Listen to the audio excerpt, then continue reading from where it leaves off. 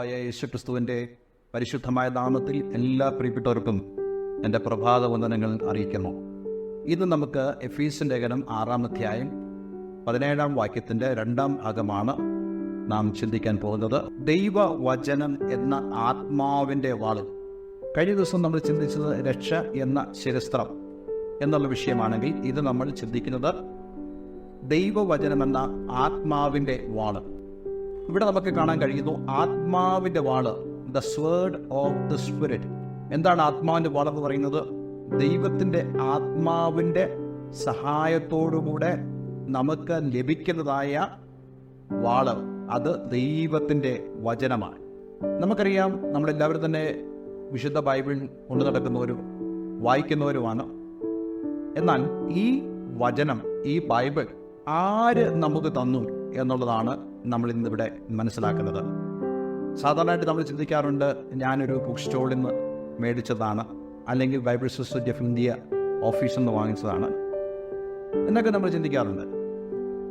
പക്ഷേ ഇവിടെ ദൈവവചനത്തിൽ അപ്പോസ്തലനായ പൗലോസ് പറയുന്നു, നമുക്ക് ഈ വചനം നൽകിയത് ദൈവത്തിൻ്റെ ആത്മാവാണ്.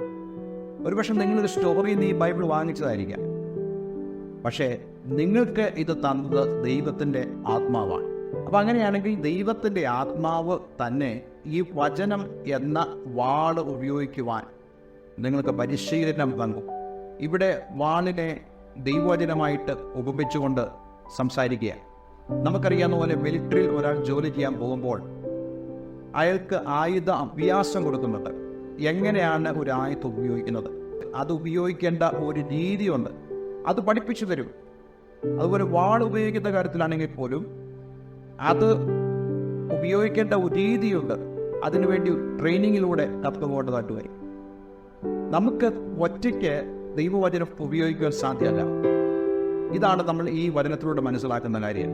ദൈവവചനം ഒരു ആത്മാവിൻ്റെ വാളാണെങ്കിൽ ആ ആത്മാവ് തന്നെയാണ് അതെങ്ങനെയാണ് ഉപയോഗിക്കുന്നത് നമ്മെ പരിശീലിപ്പിക്കുന്നതും അതുപോലെ തന്നെ ഉപയോഗിക്കുവാൻ നമ്മെ സഹായിക്കുന്നതും. നോക്കുക, നമ്മളൊരു പോരാട്ടത്തിലാണ്, ഒരു യുദ്ധത്തിലാണ്.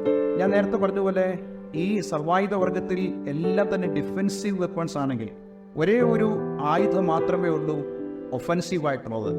അത് ദൈവവചനമാകുന്ന ആത്മാവിൻ്റെ വാളാണ്. അതായത് ദൈവത്തിൻ്റെ ആത്മാവ് നമുക്ക് നൽകിയിരിക്കുന്ന വാളാണ്. ബാക്കി എല്ലാം തന്നെ ശത്രുവിൻ്റെ ആക്രമണങ്ങളെ പ്രതിരോധിക്കാനുള്ള ആയുധങ്ങളാണെങ്കിൽ ഇത് മാത്രമേ ഉള്ളൂ ആക്രമിക്കാനുള്ള ആയുധം. ദൈവവചനം നമ്മുടെ ഹൃദയത്തിൽ വരുമ്പോൾ ആ വചനം വെച്ചുകൊണ്ട് നമുക്ക് പ്രാർത്ഥിക്കാനും ആ വചനമനുസരിച്ച് ജീവിക്കുവാനും നമുക്ക് കഴിയുന്നുണ്ടെങ്കിൽ പിശാച് തോൽപ്പിക്കപ്പെടുവാനിടയായിത്തീരും. ദൈവത്തിൻ്റെ വചനം പറയുന്നു, പിശാച് ദൈവവചനത്തിനുപാകെ അങ്ങ് ഉറയ്ക്കുന്നുവെന്നുള്ളത്. അതുകൊണ്ട് പ്രിയമുള്ളവരെ, ദൈവത്തിൻ്റെ വചനം അനുസരിച്ച് ജീവിക്കുകയും ദൈവവചനം വായിക്കുകയും ദൈവവചനം പറയുകയും പ്രസംഗിക്കുകയും സംസാരിക്കുകയും നീ ചെയ്യുമെങ്കിൽ പിശാച് നിന്റെ മുമ്പിൽ നിന്നും ഓടിപ്പോകുവാനിടയായിത്തീരും. നമ്മുടെ വാഴ്ത്തപ്പെട്ടവനായ കർത്താവ് എന്താണ് ചെയ്തതെന്ന് നമുക്ക് സുവിശേഷങ്ങളിൽ കാണാൻ കഴിയുന്നുണ്ട്. യേശു സാത്താനെ തോൽപ്പിച്ചത് എഴുതപ്പെട്ട വചനത്തിലൂടെയായിരുന്നു. അതുകൊണ്ട് നമ്മൾ എടുത്തിരിക്കുന്നതായ, നമ്മൾ ഉപയോഗിക്കുന്നതായ എഴുതപ്പെട്ട ദൈവത്തിൻ്റെ വചനം എന്ന് പറയുന്നത് സാത്താനെ പരാജയപ്പെടുത്തുവാൻ, സാത്താനെ ആക്രമിക്കുവാൻ ഉള്ളതാണ്. ഈ ദിവസങ്ങളിൽ ദൈവവചനത്തിന് വലിയൊരു പ്രാധാന്യം കൊടുത്ത് ദൈവവചനത്തെ ഉപയോഗിക്കുവാൻ ഞാൻ നിങ്ങളെല്ലാവരെയും ആഹ്വാനം ചെയ്യുന്നു. ഒരു ദിവസം നമുക്ക് ദൈവത്തിന് പ്രാർത്ഥിക്കാം. കർത്താവേ, ദൈവവചനത്തിൻ്റെ പ്രാധാന്യത ഇന്ന് അങ്ങയുടെ ആത്മാവിനാൽ ഞങ്ങൾക്ക് മനസ്സിലാക്കുവാൻ ഇടയായതിനായി സ്തോത്രം.